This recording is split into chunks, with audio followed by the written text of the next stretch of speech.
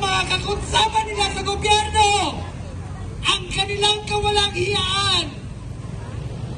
Bakit pag tayo hindi nakabayad ng kuryente, putol agad?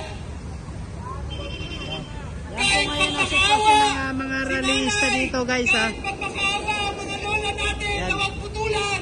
Ito'y kasalukuyan po na nandito sila ngayon sa may circle guys. Putol ka kagad pag hindi ka nakapagbayad. Pero itong mga dambuhalang korporasyon. Yan, pakinggan natin ano, yung speech na ating mga kababayan na nagrarally ngayon dito. Na may kadahilanan kung bakit sobrang taas ng presyo ng kuryente natin. Sila ang may kadahilanan ng yellow at red alert. Ma'am Sheila Maceda, sila ang may kadahilanan. Ma'am Sheila, wag mo ng rotating brownout nitong mga nakaraang buwan. Sila ang may kadahilanan na ipasa sa atin ang pagtaas ng presyo ng kuryente. May nakulong ba sa kanila? May pinatulan ba ng kuryente? May pinatulan ba ng kontrata?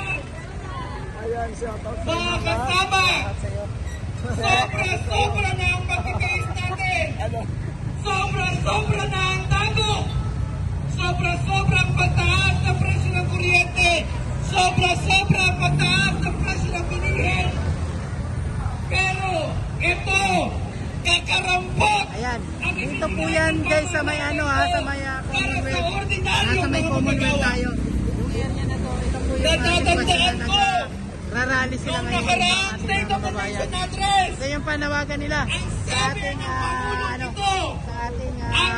Pangulong Bongbong Marcos. Isa sa top priority ay ang pagpapataas ng kapasidad na bumili ang mamamayang Pilipino, lalo't lalo na ang mga manggagawa at mahihirap. Pero bakit ganito ang karanasan natin, mga kasama at mga kababayan ko? Bakit hanggang ngayon hindi nare-resolve ang pagtaas ng presyo ng kuryente? Pagkos lumalala at tumitindi.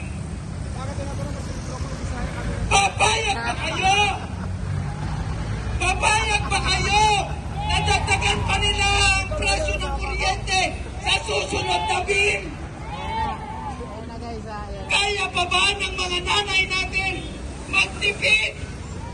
Ayan yung panawagan nila. Maigpit na nga ang sinturon.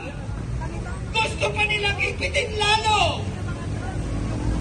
Pero mga kasama, actually, kaunti sila ngayon ha, kaunti sila ngayon. At meron bang planong maayos ang kasi noong nakaraang taon, ganun karami. Ang sagot natin, simple lang.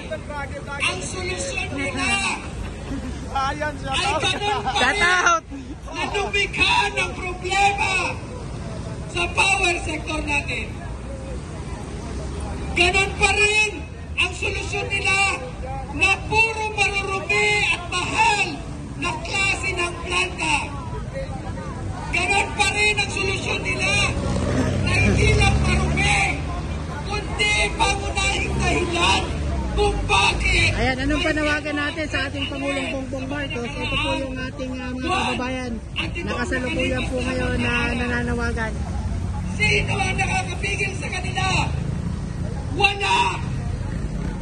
Bakit? Dahil ang mismong Department of Energy Secretary ay galing sa kanila. Si Secretary Lutilia ay galing sa Appointees Corporation. Ng jacket.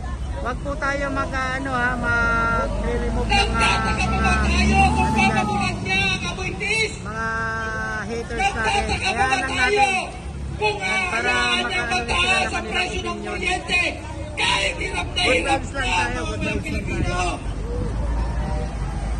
Mga kasama sa ultimo, ito ay resulta ng dekada na pagsasaprabyado nila ng sektor ng kuryente.